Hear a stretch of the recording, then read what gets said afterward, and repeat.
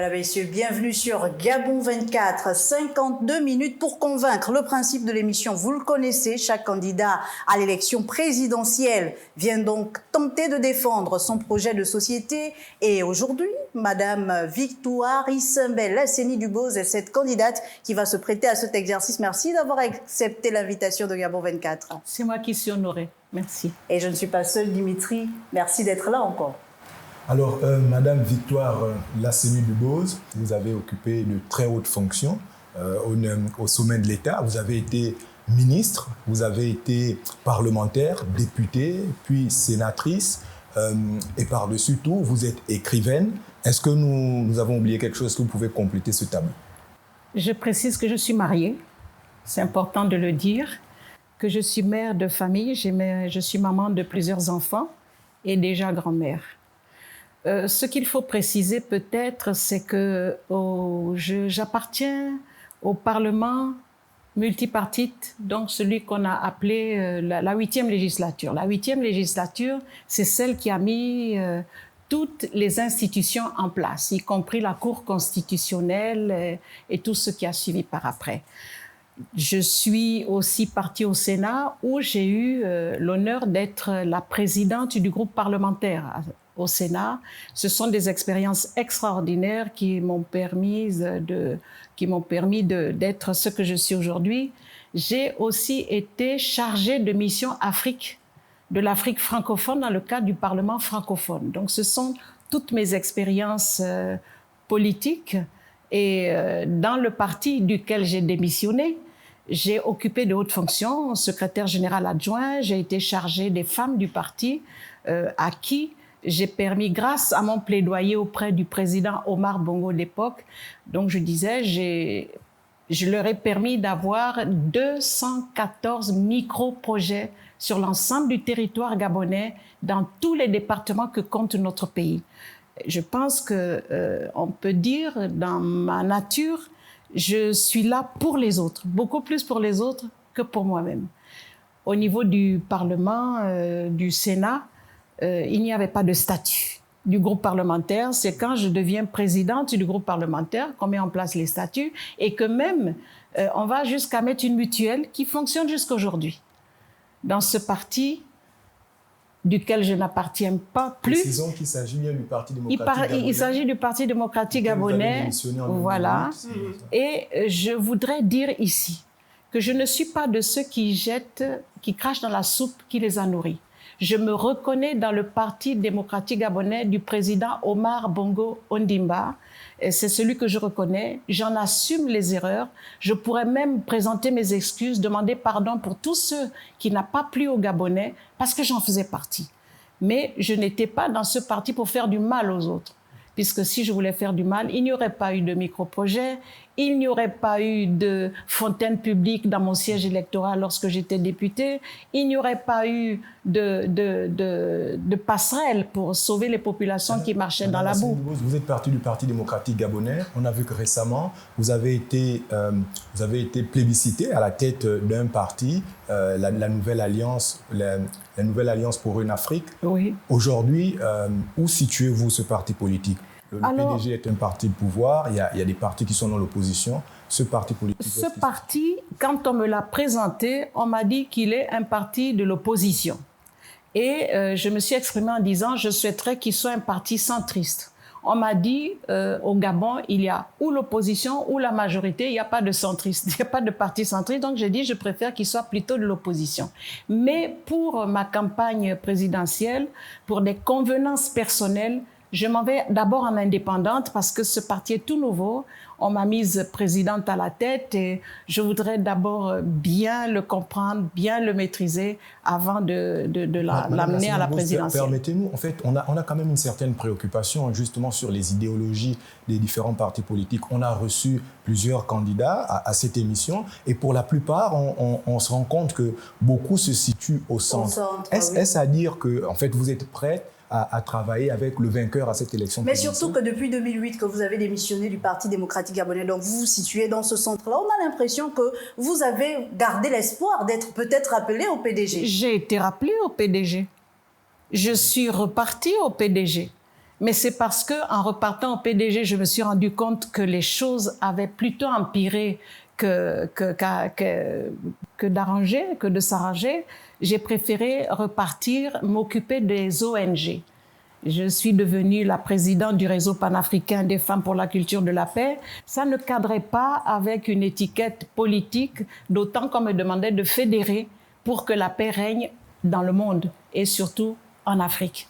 Donc là, aujourd'hui, vous êtes donc pour une deuxième fois candidate à l'élection présidentielle. Que proposez-vous aux Gabonais? Pouvez-vous nous parler? Mais d'abord, déjà nous rassurer que vous êtes toujours candidate, parce qu'on a eu dire que vous ralliez un candidat aussi à cette même élection. Pas du tout. J'ai été la première surprise. Tout le monde m'appelle pour me dire, mais Madame Lasseni Dubose, il paraît que vous avez retiré votre candidature. Vous avez été achetée, disons-le comme ça, par Monsieur Chambrier à fort prix d'argent et qu'il vous a promis un poste. Je tombais des nues parce que je n'ai jamais rencontré Monsieur Chambrier. Et on n'a jamais eu cette discussion. Et jusqu'alors, je n'ai pas retiré ma candidature. Peut-être que plus loin, si je sens qu'il y en a un qui est beaucoup plus à même de remporter cette victoire, peut-être. Est-ce qu'on en est encore au peut-être, Madame Issembe? On est quand même déjà lancé dans cette course à la présidentielle. Je dis peut-être parce qu'aujourd'hui, non, je vous dis aujourd'hui, quand vous regardez tous les candidats, je ne me mets pas derrière un candidat au masculin pour l'instant. Pour l'instant, je pense que depuis 1960, les hommes ont géré ce pays. Il est temps aujourd'hui que la matrice se lève, parce que c'est comme ça, même dans les villages, ce sont les femmes qui tiennent les foyers. Une femme qui a eu 0,09% des suffrages en 2009, vous tentez de revenir dans la course. Dimitri vous a posé la question, quel est votre projet de société? Lorsque dans mon propre bureau de vote, j'ai eu 0 voix, alors que j'ai voté pour ma propre voix, vous pouvez comprendre que les 0,00, même si vous me mettez 0,01%, je vous dirais, madame, on est allé au contentieux. Mon mari n'a pas voté dans le même bureau que moi. Mes enfants n'ont pas voté dans le même bureau que nous. On avait 0 partout. Qu'est-ce qui peut faire la différence en 2023? En 2023, je me dis que le peuple a évolué. Et puis, il faut vous dire une chose. Lorsque je me suis levée en 2009, je l'ai dit partout, je ne me levais pas pour être présidente de la République. Je voulais être un modèle pour les femmes, dire aux femmes du Gabon que ce métier-là aussi nous appartient. Et dans mes messages, lorsque je faisais la campagne, je disais aux femmes, je me suis levée pour que vous vous leviez aussi pour toutes les autres élections, que ce soit au Parlement, que ce soit comme conseillers municipaux, dans les mairies. Levez-vous les femmes, ce pays aussi nous appartient. Aujourd'hui, est-ce que vous voulez être président de la République? Aujourd'hui, oui. Bien sûr, aujourd'hui, je voudrais être présidente de la République. Et pourquoi? Avant que vous ne posiez la question, pourquoi je vais être président de la République? Parce que je voudrais que vous, Monsieur à bonheur, que toutes les personnes qui sont dans cette salle soient aussi des présidents de la République, chacun à son niveau. Se mettre dans la tête que le président de la République, ce n'est pas de s'asseoir et de regarder une personne à qui on confie tout et dont on attend tout. Je voudrais être président de la République pour que dans chaque province du Gabon, il y ait des personnes à tous les niveaux. Même le petit enfant du CP2 se dise, je suis président de la République, il faut que je travaille bien à l'école, il faut que je ramène des bonnes notes à mes parents parce que je suis un président. Je voudrais autant de Gabonais, 2 millions de Gabonais, je voudrais que tous ces 2 millions de Gabonais soient des présidents de la République. Et pourtant, plusieurs dans l'opinion disent de vous que vous êtes plutôt individualiste que nationaliste. Si j'étais individualiste, madame, je n'aurais jamais pu gérer l'Union des femmes du Parti démocratique gabonais en sortant de là sans casserole et en ayant réussi à garder des contacts avec tout le monde, en ayant fait le tour du Gabon, province par province, et puis en ayant surtout permis à des femmes un peu nostalgique quand même de cette époque, Madame Lasseni Dubose. Nostalgie des amis que j'avais à l'époque, et c'est tout. Mais pas nostalgique du Parti démocratique gabonais quand je le vois aujourd'hui. Nostalgique de ce que nous avions fait à l'époque, cette tournée que nous avions faite sur l'ensemble du territoire, département par département dans les 9 provinces du Gabon, où on allait donner de l'espoir aux femmes pour que chacune ait son micro-projet. Aujourd'hui, je suis heureuse lorsque je vais dans les marchés, que je vais en Kemba au marché ou bien à Lalala ou à Igoumier, de voir des femmes. Madame, regardez notre étalage, c'est vous, c'est le message que vous nous aviez donné qui nous permet d'être aujourd'hui indépendantes financièrement. Et Madame voilà. Donc, vous dites que vous n'êtes pas prête à vous mettre derrière une candidature masculine. Vous avez été à la tête de l'Union des femmes du Parti démocratique gabonais. Il n'y en a pour l'instant que 2 femmes qui sont candidates à cette élection présidentielle. Est-ce à dire que vous êtes prête à vous mettre derrière la candidature de votre concurrente féminine? Elle appartient à un parti. Moi, je ne suis pas du parti de l'Union nationale. Je suis, aujourd'hui, je vous dis, je suis président d'un parti, mais je me présente en indépendante pour des convenances personnelles. Je verrai. Vous savez, le temps appartient à Dieu. Dieu est le maître des temps et des circonstances. Mais les populations n'ont plus beaucoup de temps. Elles veulent savoir pourquoi elles devraient voter pour vous le 26 août. Pourquoi elles devraient voter pour moi? Parce que mon programme, il n'est pas dans montrer aux gens que je sais parler de l'économie, que je sais parler de la macroéconomie. Il est dans quoi? Il est dans le social. Il est dans l'humain. Aujourd'hui, le Gabonais, tous les Gabonais ne sont pas là pour qu'on vienne leur faire des phraséologies politiques. Ils sont là pour savoir qui peut nous aider à régler nos problèmes d'eau, à régler nos problèmes de logement, à régler les problèmes de la vie chère, à régler tout ce qui permet à un être humain de se sentir digne. Et justement, s'agissant de la vie chère, qu'est-ce que vous proposez aux Gabonais? Comment vous comptez alléger le panier de la ménagère? Alors, pour alléger le panier de la ménagère, déjà, il faut au départ baisser les taxes douanières. Vous savez, quand vos taxes à la douane sont très élevées, les coûts se répercutent sur ceux qui viennent revendre. En tout cas, c'est la raison que donnent non seulement les étrangers, mais les Gabonais eux-mêmes disent que c'est difficile de monter des affaires au Gabon à cause des taxes douanières. Déjà, revoir les choses à ce niveau-là. Baisser les taxes pour permettre aux Gabonais de se lancer de plus en plus dans l'entrepreneuriat. Baisser les taxes ne reviendrait pas également à diminuer les recettes de l'État? Il n'y a pas que ça. Il n'y a pas que les taxes douanières pour augmenter les recettes de l'État. Il y a déjà baissé la dépense publique. On a trop de structures dont les personnes sont payées à ne rien faire. Par exemple? Par exemple, il faut diminuer le nombre de députés. On a augmenté, il faut les ramener à ce que c'était en 2009, en 1990 pour parler, puisque c'est à cette époque-là que je rentre au Parlement. Il faut ramener ça. Il faut arrêter de nommer des parlementaires. Je ne suis pas pour la nomination quand d'autres se cassent la tête pour aller sur le terrain et puis certains qui sont nommés... et pourtant, ce sont les acquis du dialogue d'Angonje, donc d'une concertation publique avec l'ensemble des partis politiques. Il y a des acquis qui ne sont pas appliqués après. Il y a eu des résolutions. Vous proposez d'appliquer Personnellement, ces acquis? je pense qu'il faut baisser les dépenses publiques. Et il y a beaucoup, on va faire des coupes, on va faire des coupes sombres. Il y a, par exemple, des départements ministériels qui ont beaucoup trop d'argent qu'ils n'utilisent pas et puis après qui s'envolent en fumée. Il faut arrêter la corruption aussi. Tout ça, tout cet argent qui part. Ce sont des mots. Comment vous comptez arrêter la corruption? En renforçant les sanctions, madame, et en les appliquant, en laissant les institutions libres et apolitiques. Parce que c'est la politisation de nos institutions qui nous amène là. Il faut arrêter tout ça. Il faudrait que le Parlement devienne le Parlement tel que les missions régaliennes l'indiquent, à savoir sanctionner le gouvernement. Je suis tout à fait d'accord. Je suis président de la République. Si mon gouvernement ne fait pas le travail qui est attendu par le peuple, mais qu'il soit sanctionné comme le premier qui a reçu cette sanction, ça a été Feu Oyemba, qui a été le premier à subir la sanction du Parlement. J'étais au Parlement à cette époque-là. Madame Victoire Lasseni-Dubose, vous dites que votre programme est axé sur le social. Vous avez été ministre de la Famille et des Affaires sociales. Mais à votre époque, vous savez, la veuve subissait la spoliation de la part de sa belle famille. Les orphelins subissaient des spoliations de la part de membres de leur propre famille. Qu'avez-vous fait à cette époque pour eux? Lorsque j'étais ministre de la Famille et de la Promotion de la Femme, je me suis mise au devant d'une marche que nous avons amenée jusqu'à la présidence de la République sous le feu Omar Bongo Ondimba. Et de cette marche, le président de la République avait mis une commission tripartite pour voir le problème des veuves et des orphelins. Elles sont là, elles sont vivantes, elles se sont exprimées. Le problème de la veuve et de l'orphelin ne vient pas d'aujourd'hui.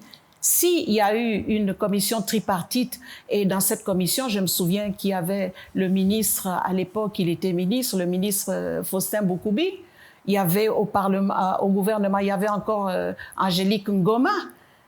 Cette marche avait pris. Elle avait vraiment pris. Madame Lassénie Dubose, à l'époque, on a vu quand même que ça a pris du temps. Aujourd'hui, il y a eu une forte amélioration. Quelle est l'appréciation que vous faites aujourd'hui quand vous regardez un peu les lois qui ont été prises en faveur des veuves et des orphelins? Et les conditions de la femme de façon générale au Gabon? Les lois qui ont été prises, je dis les belles... J'ai fait partie du Parlement francophone et on dit du Gabon que le Gabon a de très, très belles lois.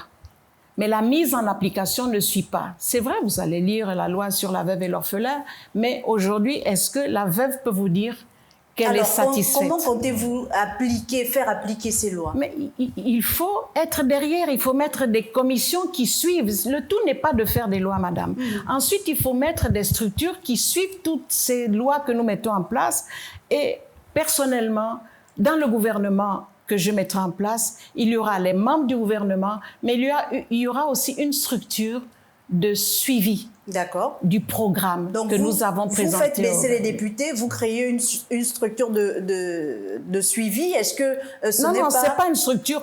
Non, c'est des personnes qui ont déjà des postes. Par exemple, quand vous avez des conseillers, à quoi servent les conseillers à la présidence de la République? Mais il faut les charger à conseiller le président de la République. Ils conseillent le président et en même temps, vous les spécialisez dans des domaines où il y en a qui vont suivre ce qui se fait au niveau de l'agriculture. Ils sont déjà spécialisés, Madame Victoire Lassénie. Mais il faut des résultats. Il faut que les résultats remontent. Il faut que les résultats remontent. Il faut toujours une réunion tripartite entre le gouvernement, ceux qui sont chargés du suivi, avec une réunion peut-être mensuelle ou trimestrielle avec le chef de l'État pour voir si ce qu'il a dit aux populations dans son programme de société est appliqué. Vous dites réduire les dépenses et certainement on imagine. Qu'est-ce que vous proposez pour les investissements? Comment diversifier cette économie gabonaise? Comment la rendre plus rentable? Alors, je voudrais que chaque province du Gabon soit une capitale, véritablement, une capitale provinciale. Au niveau des provinces, il y a des provinces spécifiques. Je voudrais jouer avec la géographie de chaque province, avec la situation géographique et la situation réelle de chaque province. Je prends un exemple. Nous allons par exemple à Tchibanga. Tchibanga, c'était une ville où il y avait des rizières. Il y avait le marbre. Pourquoi nous avons arrêté?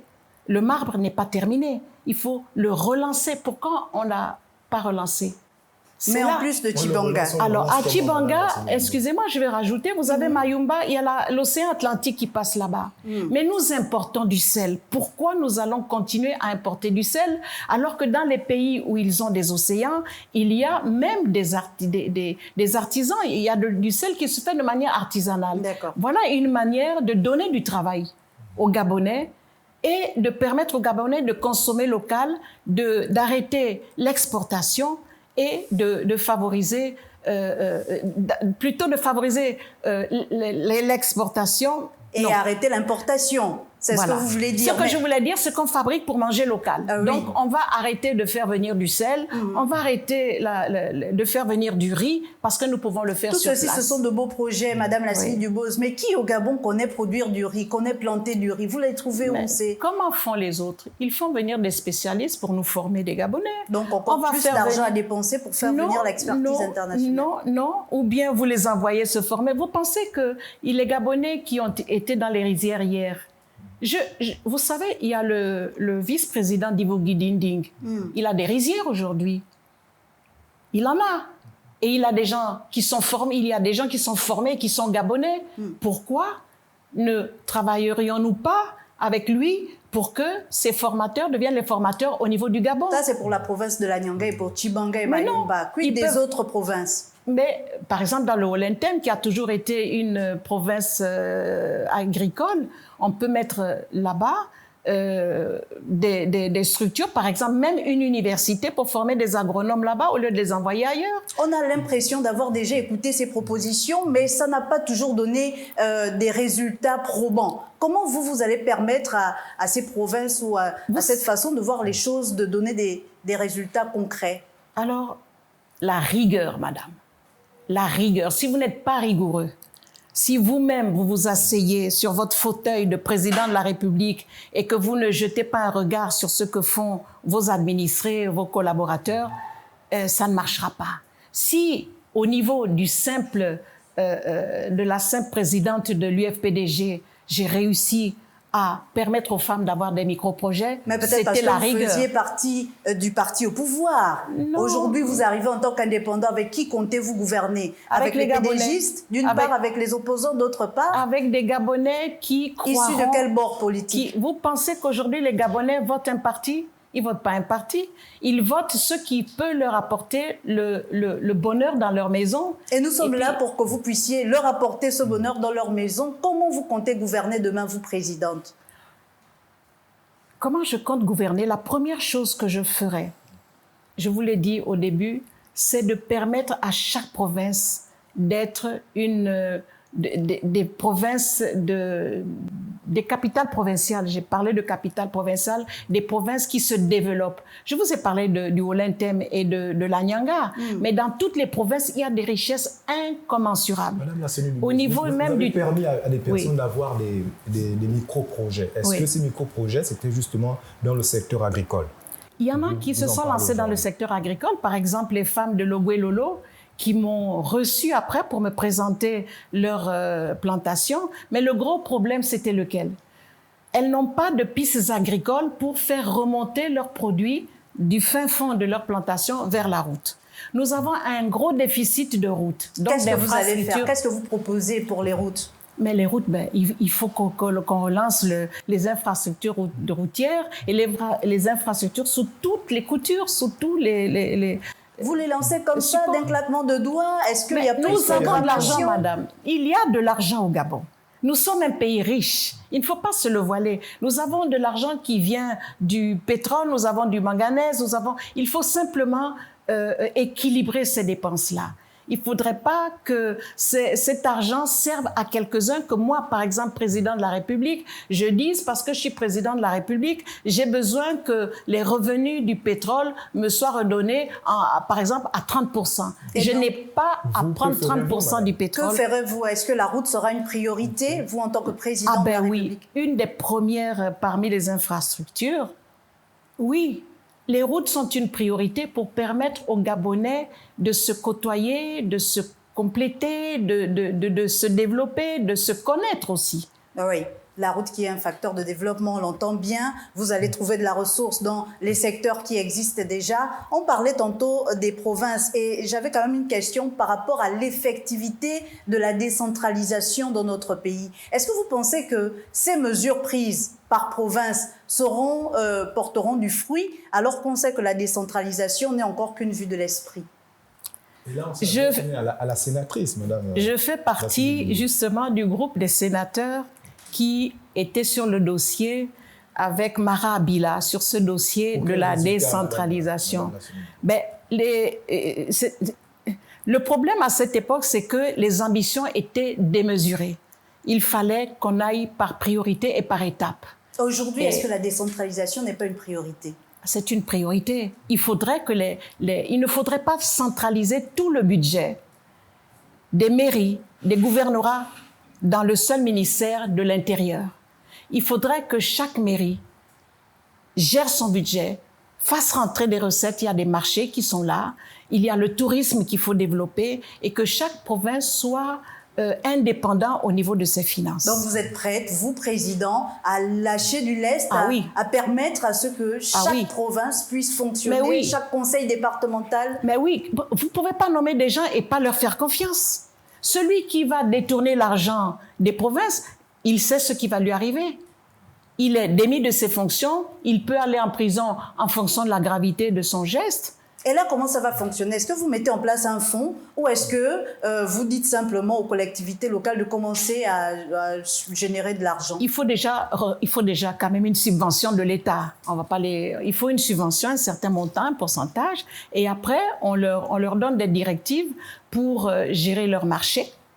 Les marchés rapportent beaucoup, madame. Si on vous dit ce que peut rapporter le marché de Montbouette ici, c'est extraordinaire ce qu'il y a. Mais il n'y a pas de contrôle. L'argent prend des petits circuits et des filières qui sont incontrôlées et nous perdons beaucoup d'argent. Et qui contrôlera cet argent? Vous avez une offre justement pour accroître les contrôles? Oui. Vos conseillers encore?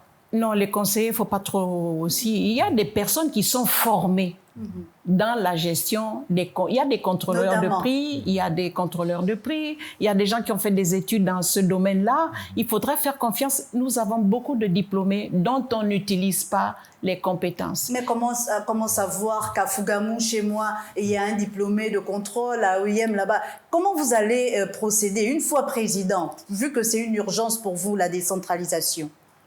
Mais nous avons le numérique aujourd'hui. Il faudrait qu'aujourd'hui, c'est dommage, à l'époque, on avait le ministère de la planification. Le ministère de la planification, comme son nom l'indique, planifiait l'avenir du Gabon sur plusieurs années. Il savait, par exemple, qu'au bout de tant d'années, on aurait besoin de tel. Est-ce que vous allez l'exhumer? Oh, oui, il faudrait revenir à ça. Il faudrait que l'on sache longtemps à l'avance vers quelle direction se dirige le Gabon. Est-ce qu'on a plus besoin d'ingénieurs agronomes? Est-ce qu'on a plus besoin d'enfants dans le numérique? Parce que c'est maintenant avec le numérique qu'il faut fonctionner. Est-ce qu'on a plus besoin dans les domaines on regarde ce qui se passe dans le monde. Il ne faudrait pas que nous, on soit en retard par rapport aux autres. Victoire Issembel, la CENI Dubos, ce sera tout pour cette première partie. Ne vous inquiétez pas, nous revenons, nous vous redonnons la parole juste derrière cette transition.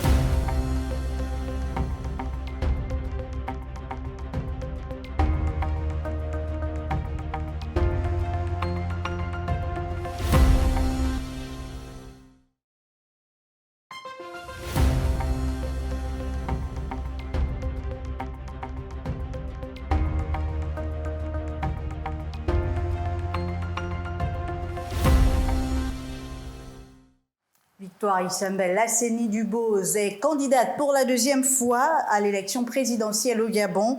Comme un soldat, comme Tchoréré, je me lève pour livrer une bataille non contre des humains, mais contre tout le mal qui mine notre société au quotidien. C'est ce que vous avez dit. C'est peut-être un extrait de votre livre. Expliquez-nous ce mal.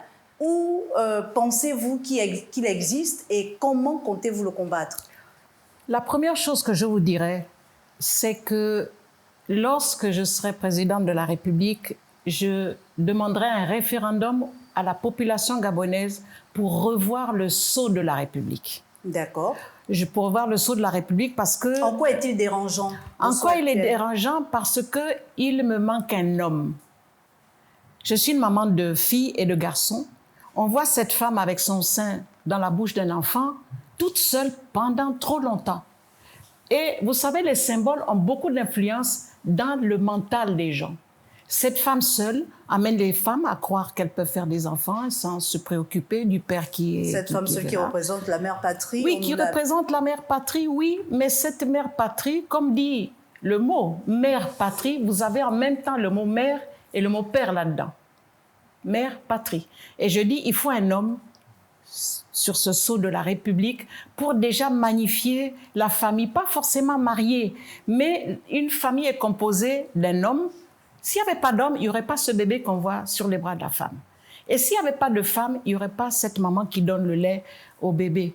Donc je pense qu'il faudrait, excusez-moi, qu'il y ait un homme déjà commencé par là, parce que je voudrais magnifier la famille.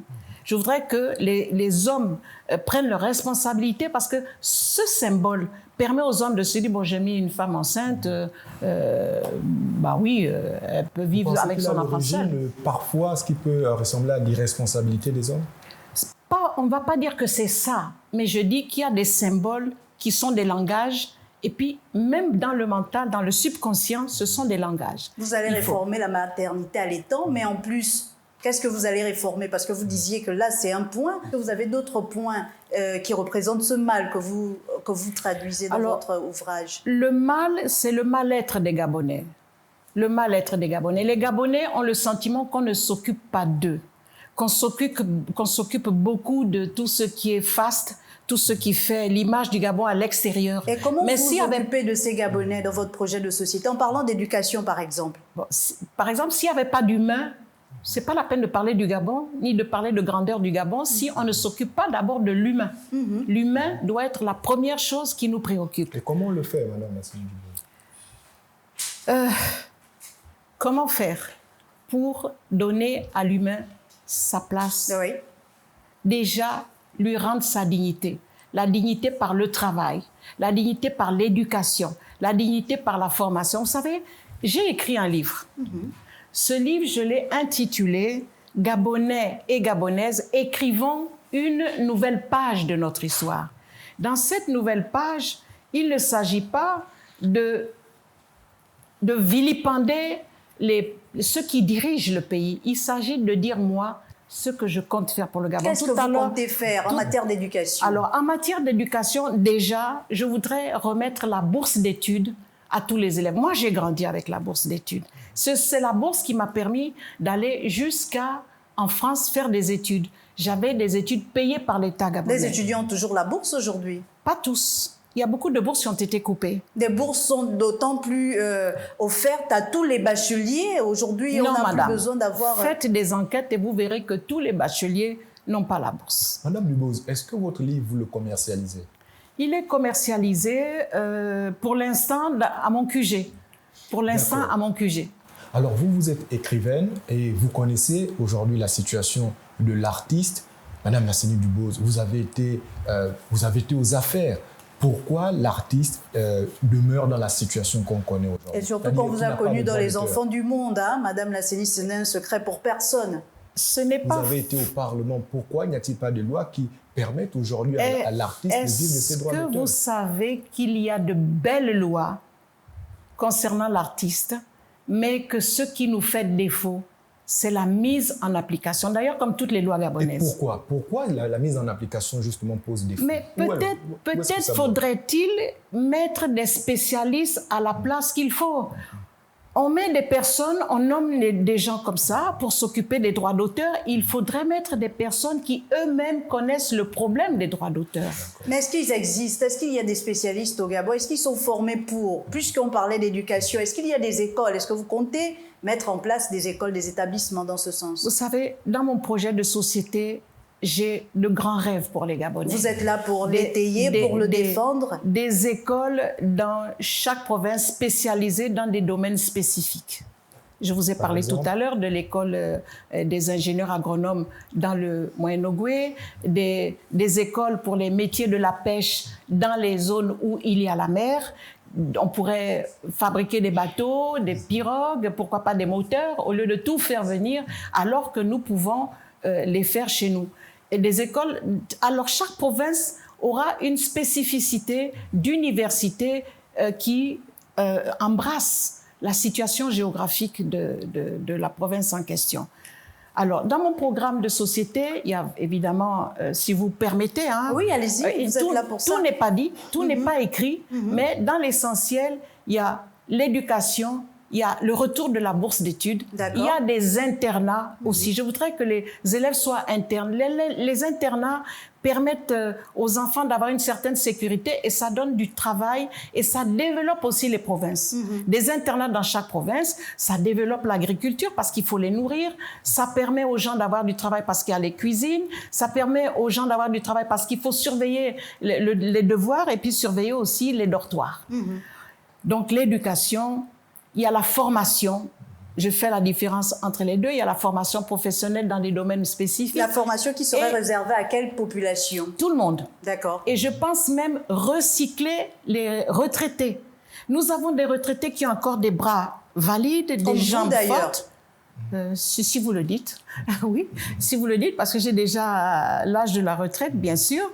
Et Donc, la formation, même pour les adultes, un recyclage. Je voudrais relancer tout ce que nous avons perdu. Par exemple, dans le Haut-Ogooué, c'est le Haut-Ogooué qui nous donnait le raffia.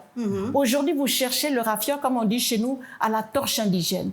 Pourtant, le raffia était même recherché par d'autres pays. On aurait pu exporter On comprend notre que raffia. l'éducation, la formation font partie d'une priorité, mais est-ce que la santé est dans cet ordre également? Ah oui, madame.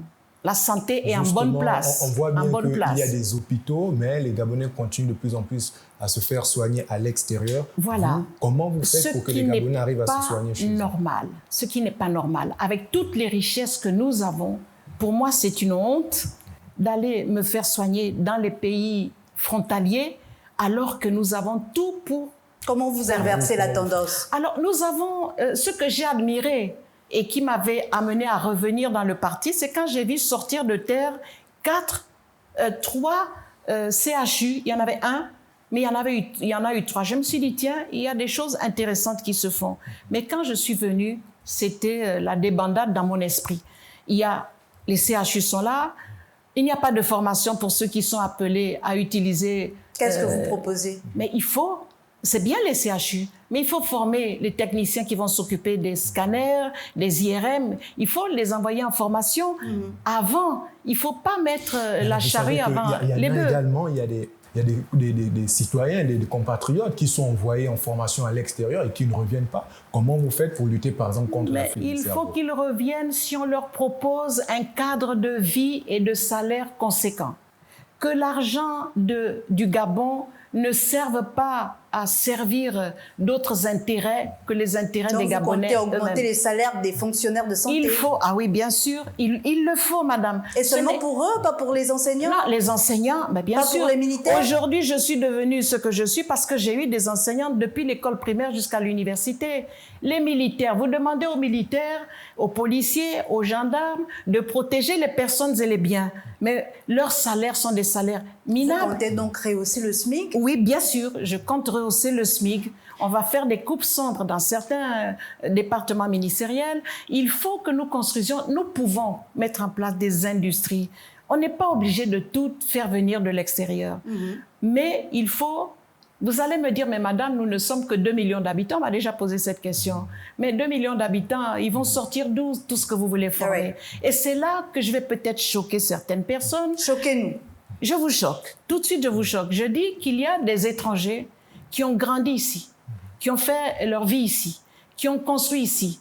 Je dis ces étrangers qui ont construit en dur, qui ont des maisons en béton, mais qui ne font pas repartir leur argent ailleurs, qu'ils investissent dans notre pays. On va faire une sélection pour leur donner la nationalité gabonaise pour qu'ils deviennent aussi des agents qui emploient des Gabonais. Je ne suis pas pour ces étrangers qui mettent en place des structures, des magasins, des entreprises et où il n'y a pas de Gabonais. On va mettre un pourcentage obligatoire de Gabonais dans toutes les structures. Quel pourcentage, par exemple? Combien par entreprise? 50%. Seulement de Gabonais? 50% parce que, bon, l'investissement est fait. Et les autres 50 pour les étrangers? Disons ça comme ça, parce qu'aujourd'hui, il y a zéro. Aujourd'hui, on reproche aux Gabonais, ou du moins au Gabon, de ne pas mettre en avant le Gabonais dans certains secteurs. On le voit avec les pays de la sous-région. Vous arrivez dans un pays, pour ne pas le citer, comme au Cameroun, tous les secteurs sont quasi nationalisés. Est-ce que vous voulez davantage ouvrir le Gabon? Non, je ne dis pas ça. Je dis, vous dites quoi? Dans mon projet de société, je parle par exemple d'encourager l'entrepreneuriat des jeunes. Ça se fait déjà. Qu'est-ce que vous allez apporter de plus? Pas suffisamment. Par exemple, les femmes qui sont dans l'agriculture, dans l'agroalimentaire. Mais il n'y a pas que l'agriculture, il y a aussi le numérique, par exemple. Il y a le numérique, j'en ai parlé tout à l'heure, il y a l'agriculture, il y a la culture. Tous les domaines qui peuvent ramener de l'argent au pays, il faut les développer. Il faut les développer. L'industrie culturelle, je ne sais pas si on peut l'appeler ainsi, mais il y a beaucoup... Où est le cinéma gabonais? On se nourrit du cinéma africain alors qu'ici, nous avons Qu'est-ce que vous allez faire, vous, en tant que président? Développer et ramener le... Ça s'appelait Sénassi, après ça a changé de nom. Je suis restée avec l'ancienne appellation. C'est désormais l'IGIS, l'Institut Gabonais de l'Image et du Son. Bon, voilà. Il faut les encourager, il faut mettre de l'argent dans cette structure-là pour que nous sortions des films pas seulement des films d'amusement, mais des films qui pourront être impactants, même pour la mère au foyer. Est-ce que vous avez budgétisé votre projet de société? Parce qu'on a l'impression que vous comptez refaire le monde une fois président. Concrètement, Madame Isembel Asseni-Duboz. Madame, c'est difficile de budgétiser aujourd'hui quand vous n'avez aucun document capable de vous sortir des chiffres. Donc vous n'avez pas de visibilité sur votre prochain... si vous êtes élu sur votre mandat? Mes équipes ont travaillé dessus. Nous avons sorti, je vous ai dit que tout n'est pas terminé. Oui. Nous n'avons pas, ici dans ce livre, je n'ai pas tout mis. Mais déjà, je vais vous parler de la dette. La dette, elle s'élève à plus de 6 500 milliards de francs CFA.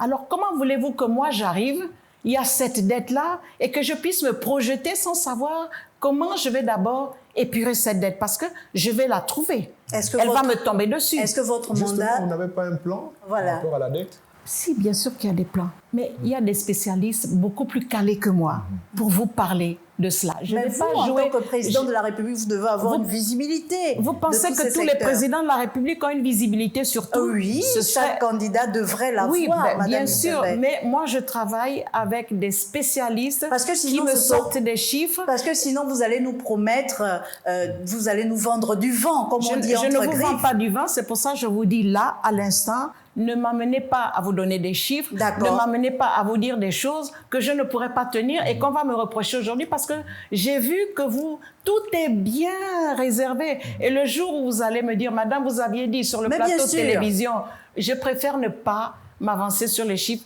tant que je ne suis pas assise et que je ne sais pas où est-ce qu'on en est aujourd'hui. Et les Gabonaises vous attendent également sur la question du logement, du foncier. Qu'est-ce que vous prévoyez faire? Alors, il y a une expérience que j'ai vue en Afrique du Sud. L'expérience de l'Afrique du Sud, ce n'est pas de dire aux gens, je vais vous offrir tant de logements. D'accord. L'expérience de l'Afrique du Sud, on viabilise des terrains, on donne aux Gabonais des terrains nus, mais déjà viabilisés. Et au moment de la construction, parce que les entrepreneurs sont choisis par le gouvernement, au moment de la construction, ces personnes qui ont leur terrain participent à la construction. Il y a des avantages énormes. La formation sur le tas. Ils voient comment leur maison part du soubassement jusqu'au toit. Ils apprennent tout, jusqu'à l'électricité, le bois, comment ça se fait la maçonnerie, le mélange de béton et de sable, Quelles sont ces personnes qui viendront leur apprendre finalement le métier? Madame, nous travaillons, on ne peut pas vivre en autarcie. Oui. Il faut prendre chez les autres les bons exemples. Vous faites des partenariats avec les pays qui l'ont réussi et puis vous les emmenez à venir nous former des personnes qui, eux, seront les formateurs des autres. Il ne faut pas emmener des gens pour prendre le travail. Il y a un problème, Madame Duboz. Vous savez que toutes les catégories de la société n'ont pas forcément les mêmes moyens. Il y a des fonctionnaires, il y a des gens qui sont dans le privé et il y a des faibles bourses. Ces terrains qui seront viabilisés, c'est à destination de qui concrètement? Des Gabonais. Quel que soit le portefeuille. Quel que soit le portefeuille, celui qui n'a pas beaucoup d'argent et qui se met lui-même maçon pour construire sa propre maison aux côtés des spécialistes, aux côtés des experts. Et qui supporte les charges, Madame? Mais l'État. Comment? Créons un fonds? Quand l'État dit qu'il met en place, par exemple, je ne sais pas si ça s'appelle toujours comme ça, la SNI, la Société Nationale Immobilière, ça n'a pas changé, mais ça c'est fait avec les fonds de qui? De l'État. Et après, l'État récupère ces fonds lorsqu'il fait des maisons en location-vente. Mais pour les Gabonais économiquement faibles, qui n'ont pas de quoi payer... Mais ils sont eux-mêmes leurs propres... agents, ils construisent leur maison aux côtés des spécialistes. Avec quel matériel? Comment ils font pour se doter de ce matériel? Mais c'est l'État, de la même manière que l'État a construit pour des maisons à location-vente, c'est l'État qui a acheté tout ce qu'il fallait, le ciment, le gravier, le sable. Le Gabon met à la disposition de ces Gabonais tous ces matériaux-là, mais la main-d'œuvre, elle est gratuite. Parce que ce sont les personnes elles-mêmes qui construisent leur maison et ils ne sont pas payés, ils sont payés par leur main-d'œuvre personnelle. Donc c'est déjà le rapport. La question de la route finalement, les infrastructures routières, on sait qu'aujourd'hui c'est encore mais vraiment une problématique qui préoccupe beaucoup les Gabonais. Comment allez-vous résoudre la problématique justement de la route? Ça fait partie des priorités. Des priorités, nous avons des ingénieurs, des TP, gabonais, mais qui ne sont pas associés à la construction de ces routes-là. Ce qu'il faut, c'est que lorsqu'on fait venir des entreprises d'ailleurs pour construire nos routes, il faudrait que dans ces entreprises, on impose nos ingénieurs qui sont là pour contrôler avec le regard et la compétence qui sont les leurs. Je vais vous citer, je vais vous donner une anecdote. Allez-y. Nous sommes dans une réunion parlementaire internationale, parlementaire francophone, Oui. et je discute avec un sénateur qui s'appelait M. Guy Pen, un Français.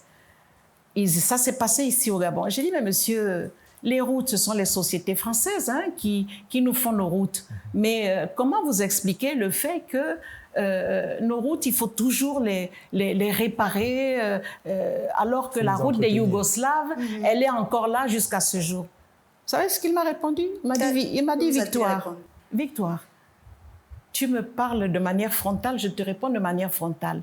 Le Gabon est un petit pays comme ça. Si nous vous faisons des routes durables, qu'est-ce que nos sociétés vont manger après? Alors vous, une fois président, comment vous allez changer la donne? Pour changer la donne, il faudrait que nos routes soient faites de manière durable. Lorsque vous allez en France et que, tout dernièrement j'y étais, et j'ai vu qu'ils étaient en train de casser une route parce qu'ils veulent faire passer le tramway par là. Mais si vous voyez l'épaisseur du goudron pour ces routes, je me dis, mais au Gabon, il suffit moi-même de prendre un marteau et puis l'épaisseur du goudron, c'est quelque chose de minable comme ça. Il faudrait justement que nos ingénieurs qui connaissent tous ces domaines-là, tous ces détails-là, soient présents au moment où nous faisons nos routes. Alors, vous avez parlé des routes comme étant une priorité. Vous avez combien de priorités dans votre projet de société et comment vous comptez lors de vos 5 ans, puisque un mandat c'est 5 ans, les élaguer, c'est-à-dire les plus urgentes sont lesquelles? Ensuite, on va passer à quoi? Il y a l'éducation, la formation et j'ai mis dans ce premier point-là la recherche. Nous avons des compétences extraordinaires, des experts dans plusieurs domaines que nous n'utilisons pas assez. Donc, il va falloir injecter de l'argent dans la recherche. Il y a la santé. D'accord. La santé pour tous. Des CHU dans chaque capitale provinciale. Il y a déjà des centres régionaux de santé. Ça ne suffit pas. Je parle des CHU parce que ça peut former sur place. On peut former des métiers, des personnes du corps médical sur place. On peut éviter que celui qui part de Moulenguim-Binza rate Oyem pour venir mourir avant d'arriver à Libreville. Donc, des CHU dans chaque... Je dis, je ne veux pas rêver. Je sais que le Gabon a de l'argent. Et si nous décidons avec rigueur de placer l'argent là où il faut, nous y réussirons. Deuxième priorité, il y a la pharmacopée traditionnelle, elle est très importante. Je ne parle pas du fétichisme, je parle de la pharmacopée, des médicaments qui sont faits à partir des feuilles de nos forêts. Il y a des anciens qui connaissent la valeur des plantes. Je voudrais les associer à la médecine, à la pharmacie européenne, pour ne pas que nos plantes aillent à l'étranger et nous reviennent sous forme de comprimés. Et peut-être pour sauvegarder les savoirs aussi. Oui. Pour sauvegarder le savoir. Par exemple, aujourd'hui, je suis choquée de voir l'importance de l'iboga dans la guérison de ceux qui sont addicts à l'alcool et même à la cigarette. À la drogue. À la drogue. L'iboga soigne ce genre de maladie. Mais c'est sorti, c'est parti et ce n'est pas bien utilisé ailleurs. Ça fait une grande publicité, mais je dis, faut ramener, il faut arrêter de vendre ça à l'étranger. Et cela fait partie de vos priorités. Mais encore. Vous avez la culture. J'ai mis la culture en bonne place. La culture parce que c'est l'enfant pauvre de tous les gouvernements qui se sont succédés. À aucun moment vous ne parlez de diplomatie. Ah si, la diplomatie est en très bonne place. D'accord. Qu'est-ce que vous comptez faire? Comment faire rayonner le Gabon à l'international ou davantage le faire rayonner? Si j'étais présidente de la République, je n'accepterais pas que je sois humiliée parce que le diplomate est humilié. Le diplomate aujourd'hui est celui qui peut rentrer chez lui le soir et trouver sa maison sous-scellée parce qu'ici, il n'y a pas suffisamment d'organisation pour que les loyers soient payés à temps. La diplomatie que je préconise, c'est celle qui nous rapporte. C'est-à-dire que des partenariats, par exemple pour la diplomatie, entre la Côte d'Ivoire et le Gabon. Qu'est-ce qui pourrait se passer? Nous avons des CHU, mais nous n'avons pas suffisamment de médecins. Oui, la main-d'œuvre. Nous n'avons pas de médecins spécialisés. En Côte d'Ivoire, ils ont beaucoup de médecins spécialisés et pas assez d'hôpitaux. Qu'est-ce qu'on fait, nous? Nous qui voulons mettre des CHU dans les 9 provinces du Gabon, eh bien, on s'arrange avec des pays comme la Côte d'Ivoire, ça peut être un autre pays, ça peut être... Et qu'est-ce que nous offrons, Madame Dubose? On a beaucoup de choses à offrir. On peut donner en retour ce que nous savons faire de mieux. On va chercher, on va continuer à fouiller. En Côte d'Ivoire, on peut donner... qu'est-ce que la Côte d'Ivoire vient chercher? Il y a beaucoup d'Ivoiriens ici qui travaillent. Ils viennent chercher, ils sont soit dans le bois, ils sont soit dans le pétrole, dans le transport. On peut faire des échanges comme ça, mais des échanges gagnant-gagnant. Il n'est plus question aujourd'hui que le Gabonais soit l'enfant pauvre de ses propres richesses alors que les autres s'enrichissent sur notre dos. Ça doit changer. Ça doit changer. Alors, il y a... évidemment, on en a déjà parlé, infrastructure et logement, ça y est. Sûr. La création d'emplois et la reconversion. La création d'emplois par l'encouragement. On a l'impression que tout est prioritaire chez vous, Madame Dubose, Oui, parce que là, je vous parlais des priorités. Est-ce que vous pensez que c'est assez concret de mettre tous ces domaines en priorité une fois à la tête de l'État? Vous parlez des priorités. Moi, j'étais en train de vous développer. Oui, les axes de votre projet de axes, société, oui. Bon, dans les priorités, il y a forcément l'éducation, la formation, la recherche. D'accord. Très important. Il y a la santé, il y a la médecine, il y a la pharmacopée. Il y a la diplomatie parce qu'elle peut nous rapporter des échanges. Mais pas la relance de l'économie. Ah, et surtout le chômage. Il y a la relance de l'économie, forcément. Madame, sans argent, sans économie, on ne peut pas avancer. L'argent, c'est le nerf de la guerre. Où est-ce que vous laissez tous ces milliers de Gabonais qui sont à la recherche d'un emploi aujourd'hui? Peut-être les recycler. Pourquoi ils sont à la recherche d'un emploi? À une époque, votre voisin fait droit, tout le monde court vers le droit. Et aujourd'hui, sur 2000 personnes qui ont fait le droit, il y a 50 qui sont pris et les 1950 qui ne font rien. Alors, il faut les recycler, il faut qu'ils acceptent d'être recyclés dans des domaines qui vont leur permettre d'avoir de l'argent. Recycler ou peut-être refaire le système éducatif, parce que vous êtes aussi comptable de ce système qu'on connaît aujourd'hui au Gabon, des filières généralistes, des personnes qui font littérature africaine, le droit encore, on peut le mettre de côté, mais littérature africaine, psychologie, et qui ont du mal à trouver un emploi. Vous, à votre époque, ça a peut-être donné quelque chose. Je suis de la deuxième génération après les indépendances. Oui, ne vieillissez pas trop. Mais quand même, vous avez été ministre, oui, Madame le ministre, Président. Ministre avec quoi? J'étais ministre de la promotion de la famille et de la promotion. Vous aviez votre mot à dire. Vous êtes sûr? En tant que député, en tant que sénateur. Peut-être oui, mais moi, en tant que député et sénateur... Est-ce qu'il ne faut pas une refonte du système éducatif? Je pense que oui. Je pense que dans notre système éducatif, j'ai parlé aussi de mettre en place gratuitement l'Internet. Ce n'est pas normal qu'aujourd'hui, nos enfants n'aient pas l'Internet dans tous les lycées et même les écoles primaires, parce que dans les autres pays du monde, ils se développent avec cela et nous sommes encore avec ce système traditionnel de l'école de notre époque. Il y a beaucoup de reformulations à faire. Alors, vous aviez eu 52 minutes pour convaincre. Qu'est-ce que les Gabonais doivent retenir de vous à la fin de cette émission s'ils doivent voter pour vous le 26 août prochain? À la fin de cette émission, je voudrais dire aux Gabonais de ne pas avoir peur du changement. Personnellement, je ne me lève pas contre un candidat, qu'il soit en poste ou en devenir.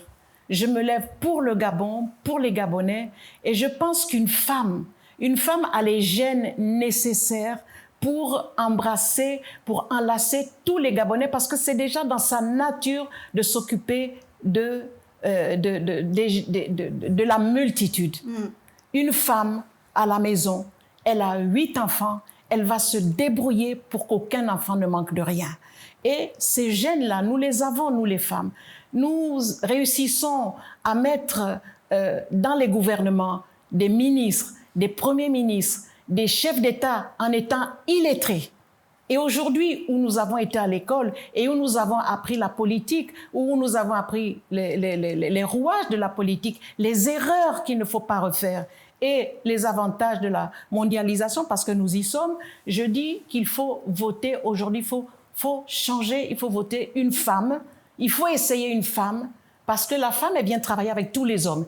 Elle ne va pas travailler qu'avec des femmes, elle prendra des compétences masculines, elle prendra des compétences féminines, mais des compétences. À 71 ans, j'y arrive. Victoire Isambel Lasseni Dubose a tenté de vous convaincre dans ce numéro de 52 minutes pour convaincre. Merci beaucoup, Madame le Président. C'est moi qui vous remercie en espérant que j'aurai la chance que le numéro 52, qui est mon année de naissance, permettra que j'ai pu convaincre aujourd'hui. Et merci à vous, Dimitri, de m'avoir accompagné dans cette émission. Madame. Nous vous donnons rendez-vous, chers téléspectateurs, pour un nouveau numéro de 52 minutes pour convaincre.